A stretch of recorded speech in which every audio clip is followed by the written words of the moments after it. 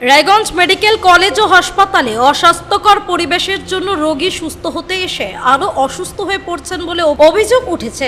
Raiganj medical college হাসপাতাল চত্বর থেকে শুরু করে ওয়ার্ড, শৌচাগার, ওয়ার্ড মাস্টার ঘর, ময়না তদন্তের চিকিৎসকদের ঘর, হাসপাতালের ক্যান্টিন, রায়গঞ্জ মেডিকেল কলেজ হাসপাতালের সর্বত্রই দুর্গন্ধের টেকা দেয় রোগী থেকে শুরু করে রোগীর পরিজনদের। রোগীদের নাকে রুমাল চাপা দিয়ে হাসপাতালে চলাফেরা করতে হচ্ছে বলে অভিযোগ। রায়গঞ্জ মেডিকেল কলেজ ও হাসপাতালের ইনডোর আউটডোর চিকিৎসা ও বিভিন্ন পরীক্ষা নিরীক্ষা মূলত 10 তলা বিল্ডিং এই হয়। প্রশাসনিক ভবন, শিশু বিভাগ, SNCU বিভাগ, ডায়ালিসিস, এক্স-রে পুরনো বিল্ডিং এই হয়। রায়গঞ্জ মেডিকেল কলেজ হাসপাতালে যত্রতত্র ছড়িয়ে ছিটিয়ে রয়েছে গরুর গোবর, গোমূত্র। স্থানীয় বাসিন্দারা অসুস্থ হলে ভালো চিকিৎসা পাওয়ার আশায় তারা মেডিকেল কলেজ ও হাসপাতালে ভর্তি হন, কিন্তু অসুস্থ মানুষ সুস্থ হতে এসে সেখানকার পরিবেশ পরিস্থিতি দেখে দিশেহারা হয়ে পড়ছেন। মেডিকেল কলেজ হাসপাতালে শৌচাগারের নিয়মিত সাফাই হলেও শৌচাগারের দুর্গন্ধ যাচ্ছে না, সেই দুর্গন্ধ ওয়ার্ডেও ছড়িয়ে পড়েছে। বাথরুমের কাছাকাছি বেডে থাকা রোগীদের নাকে রুমাল চাপা দিয়ে বিছানায় শুয়ে থাকতে হচ্ছে।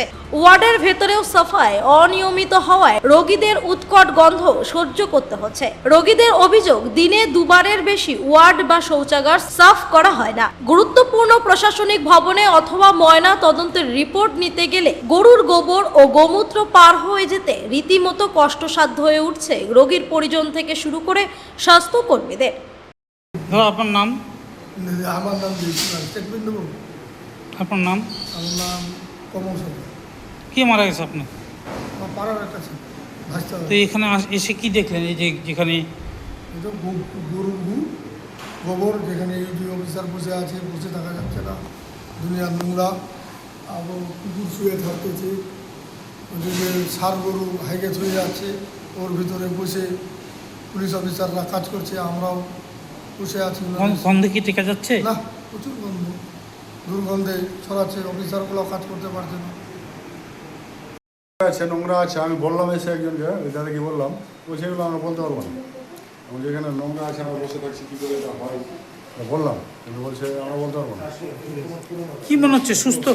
কি মনে হচ্ছে? পরিষ্কার, একদম দুর্গন্ধ, এখানে থাকা যায় না, পরিবেশটা এমন হয়েছে। মানে সুস্থ মানুষ কি হবে? অসুস্থ হয়ে যাবে আবার।